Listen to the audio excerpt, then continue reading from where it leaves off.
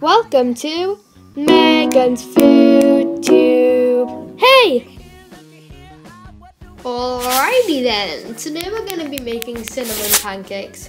This stuff's great because you can make it like in advance, put it in the fridge, and then you can fry it whenever you need it. So just get you're supposed to have a medium-sized bowl, but this is the only bowl that I could have on hand. And you're going to sift in 150 grams or 5 ounces of plain flour.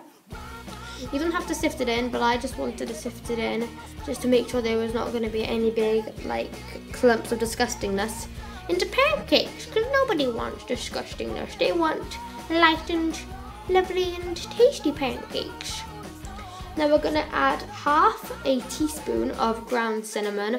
I am absolutely in love with cinnamon, so I think I added a bit more than half a teaspoon, but the recipe says half a teaspoon, so I'm going to say half a teaspoon. Plop! You're going to add in 1 medium egg.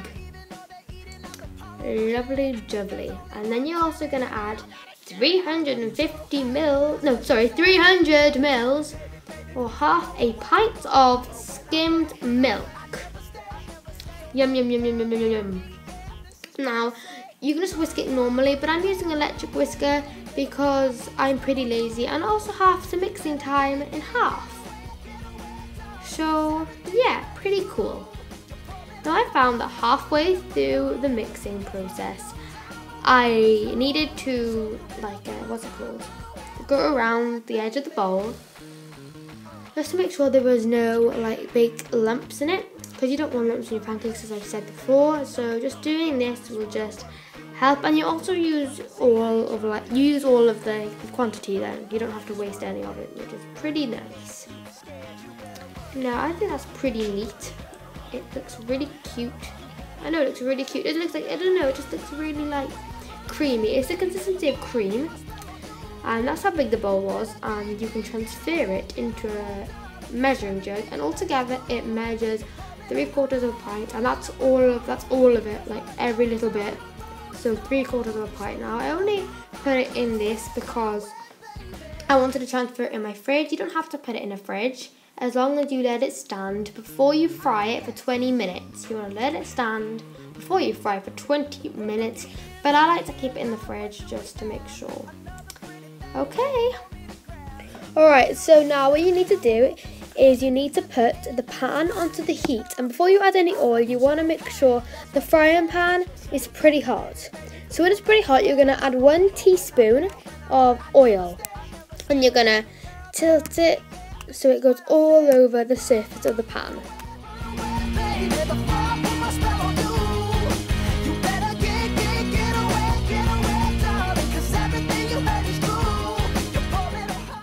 Okay, so once the oil has heated up nicely on your pan, you're going to add a ladleful of your thickened batter onto the frying pan. And by the way, by I mean thickened batter, the batter will have just become thicker in the 20 minutes that you leave it stand, which you need to do. Okay, so you need to use a sort of common sense when it comes to this part. It depends how big your frying pan is, obviously, and you just need to put in as much as you think that will evenly coat the surface of the frying pan. And you're going to cook that until it's golden brown on each side.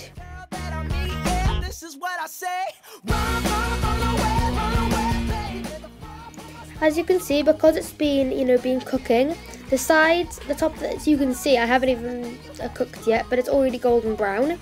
And you're going to turn it over, and as you can see, all I'm doing is I'm rubbing the pancake all over the pan to absorb all the oil, and also to make sure it's not going to stick to the surface. All I'm doing now is I'm plating the pancake.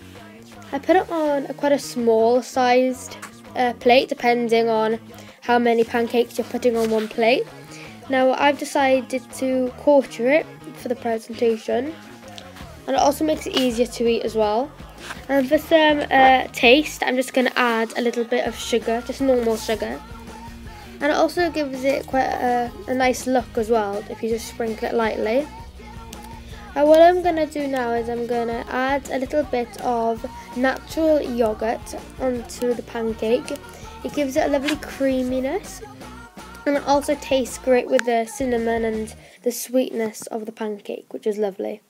So I'm just going to put a nice small dollop of that right onto the pancake. Another way of eating these is adding some lovely diced or chopped strawberries or summer fruits. The things I loved about these pancakes was definitely the taste, the texture was amazing, and you can also eat these all year round. The thing I wish I could have done though was to add a bit more cinnamon for extra taste. Thank you, you've been watching Megan's FoodTube. See you on my next video. Right, what we're going to do for my next video. Let's have a look. Like, comment, and subscribe. Oh well, do it some other time.